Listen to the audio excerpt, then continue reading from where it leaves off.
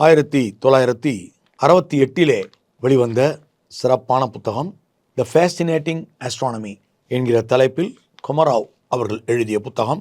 இதில் மிக அழகாக 3 விஷயங்கள் நமக்கு விளக்கப்படுகின்றன. கடலினுடைய பெரிய அலைகள் ஏன் ஏற்படுகின்றன என்பதற்கான ஒரு விளக்கத்தை வானியல் முறையில் நின்று இந்த நூல் விளக்குகின்றது.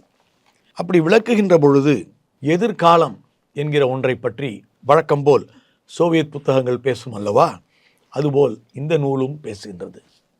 எதிர்காலத்தில் நம்முடைய மனிதர்கள் கடலை எப்படி பயன்படுத்தப் போகிறார்கள் என்பது குறித்து பேசுகின்ற பொழுது, முதலில் மனிதர்கள் தங்கள் குப்பையெல்லாம் போட்டு கடலை வீணடிப்பார்கள். அதன் பிறகு அந்த குப்பைகளை எல்லாம் அப்புறப்படுத்துவதற்கு புதிய விஞ்ஞான உத்திகளை கண்டுபிடிப்பார்கள். கடலிலுடைய குப்பைகளை எல்லாம் அப்புறப்படுத்துகின்ற அந்த உத்தியின் மூலம் அந்த குப்பைகளெல்லாம் அப்புறப்படுத்தப்பட்ட பிறகு அவர்கள் உணர்வார்கள், கடலில் தான் முதல் உயிரி தோன்றியது. அந்த உயிரிகளை பாதுகாப்பது என்ன என்பது குறித்த அடுத்த முடிவை அவர்கள் எடுப்பார்கள். இந்த கடல் என்கிற ஒரு விஷயத்தில் மனிதன் காலதாமதம் செய்தால் கடல் மனிதனை விழுங்கிவிடும் என்று இந்த புத்தகம் பேசுகிறது. அதை நோக்கித்தான் இப்போது நாம் போய்கொண்டிருக்கிறோம்.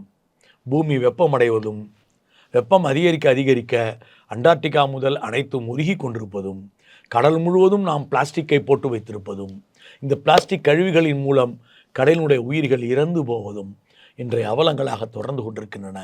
இந்த புத்தகம் சொல்வது போல எப்போது நாம் கடலை சுத்தம் செய்ய ஆரம்பிக்கப் போகிறோம்?